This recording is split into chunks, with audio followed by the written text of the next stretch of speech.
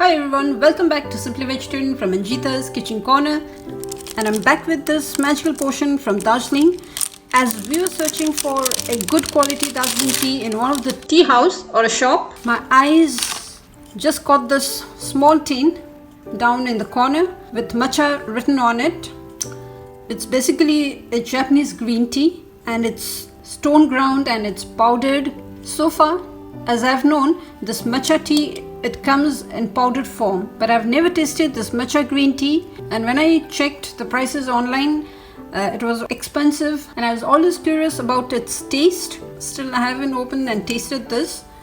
The interesting fact about this green tea, as I've found in the net, and it's already mentioned here in bold letters, energy booster, increases focus, and there are other benefits of matcha tea as well. It's packed with antioxidants, so it can cure chronic diseases and has nutrition more than the green tea, and it's rich in chlorophyll, vitamins, fiber, vitamin C, and a host of minerals. It's mentioned here. It lowers cholesterol, blood sugar, calms mind, relaxes body, and prevent illness and disease, and of course boost energy. So for the overall well-being, matcha is a magical healing potion. And another interesting thing, I've seen this matcha green tea used in a variety of recipes. It's not only consumed as tea, but can be enjoyed as healthful beverages and a variety of sweet desserts. And for your kind information, there's not a promotional video. It's just that it's also sold in Darjeeling tea shops. Comparatively, the price is higher than the normal green tea due to its lengthy process required before and after harvesting. Let me just open and check this. Oh, it's coming in a pack. It's a small pack. So I have to open this pouch of 30 grams. Alright, let me get a scissor.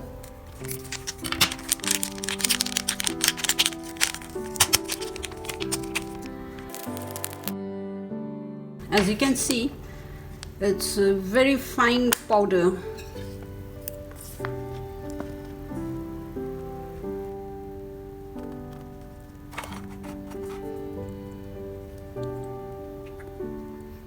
The taste is like any other green tea.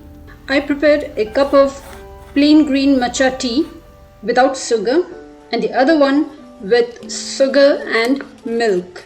Sugar could be replaced with honey for more healthier option. And another fact here is matcha green tea is not brewed. The powder is directly dissolved in water, whereas other green tea leaves and black tea leaves are brewed to get most of its aroma and flavor. And another important thing to be kept in mind is do not use boiling water. Once the water is boiled, keep aside to rest for at least 3 minutes, 2 to 3 minutes, and then use that hot water. If by mistake you use boiling water, it will completely ruin the taste as well as the flavor of this tea. So just hot or even warm water is best preferred to get the most of its fragrance. As you can see here, first I poured some water in the cup, and then I added about half a teaspoon of this matcha tea powder.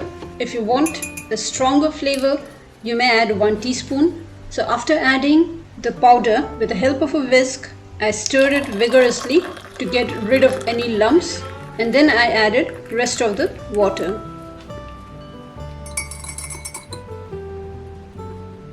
So unlike other green tea, matcha tea looks as green as the leaves, but of course I think it also depends upon the quantity you add.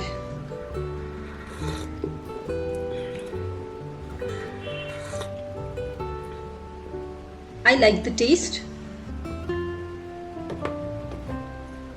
Now another cup for the milk tea. Milk of your choice. Here I am using cow's milk, which is full fat, and sugar or honey as per your taste. Here I added a teaspoon. Stirred and heated until warm enough.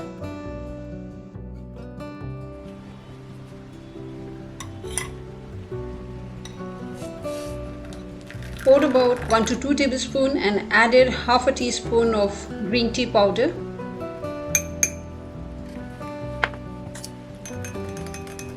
Briskly stirred to create a foam.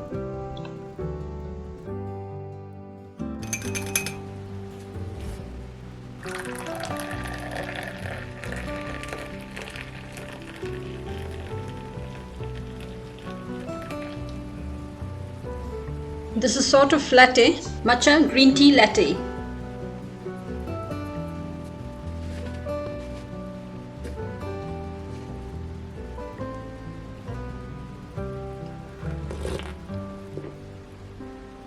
I found this equally good. The taste is slightly sweet with a green tea flavor. Cannot exactly explain, but yes, matcha contains caffeine in it, but 50% less than in the coffee, and that's as per the research. I even made lassi out of it, a traditional Indian yogurt-based drink which is refreshing and healthy. I used ripened sweet mango pulps. You can take your measurements as per your taste. I prefer a cup of mango pulps. Then comes the yogurt, the key ingredient in lassi making, and here I am using thick full fat yogurt.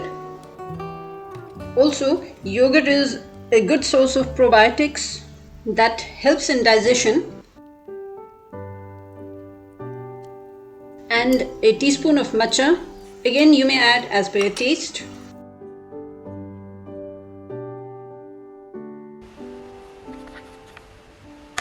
And finally, sugar, which is optional. I'm adding 3 teaspoons and some chilled water to balance the thickness.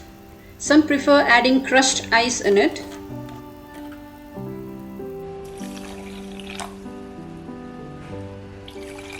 And blend all into a smooth lassi.